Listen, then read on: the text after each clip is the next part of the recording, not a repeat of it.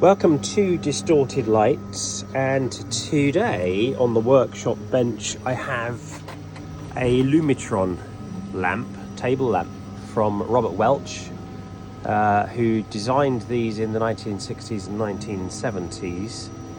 I think it's absolutely beautiful. The repair that I'm looking to do today, it's lost its pull chain switch ability and the toggle on the end, so I will be looking to see if I can reinstate that. And in the past it's had a repair and put an inline switch in, which is a fair replacement. I would love to get this one up and running again. It's also got a little bit of damage to the finish, so my intention, if I can, is to bring this back up and see if there's a way to restore it to its former glory. It's absolutely stunning. It's such a nice colour, and it's got a real good feel to it. It's nice and chunky, very, very heavy. And I'm doing this for one of my customers who absolutely loves it. I believe this was a very sentimental piece for her, so hopefully we'll be able to get this one fixed and sorted in the next day or so. Watch this space. I'll be coming back with some reports on how progress goes. So I've taken the top part of this off, and it's original cabling. So we'll do a pat test on that just to make sure that's all safe and still usable. Interesting that it doesn't appear to be at this end anyway, a earth switch, this being a metal bodied lamp.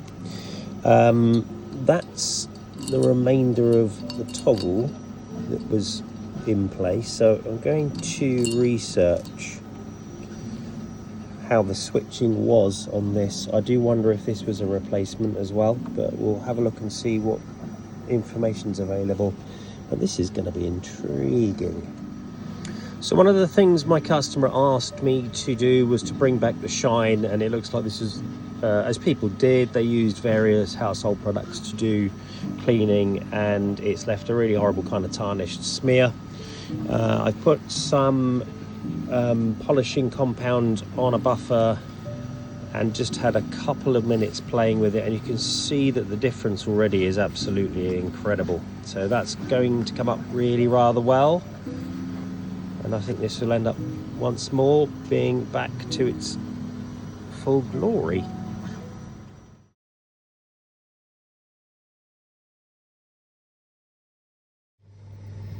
So we have the new switch, pull cord switch, which will go into this wonderful old-fashioned lamp from the 1960s, 1970s. I've got to work out the best way to position this, A, so that it moves freely with the chain that's part of the integral build of this, so that it'll also sit out of the way of the main bulb holder.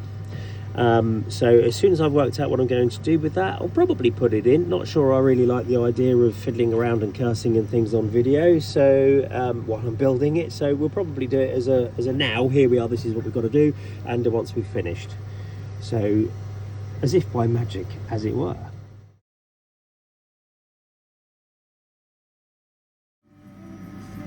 So the realisation that I had was that I had to remove the switch, because this has obviously been wired in at some point, which meant that I really carefully needed to remove this very old and original felt, which has revealed the little junction box under here, which I'm guessing is original, because there is a screw piece here, which that's a cast iron weight piece in there, so I'm assuming this is original. So I think I'll just investigate a bit further, and we'll see whether we need this in. This is definitely a clamp that's in there before, so I'll probably leave all this intact and just put a new piece of cabling from here to here.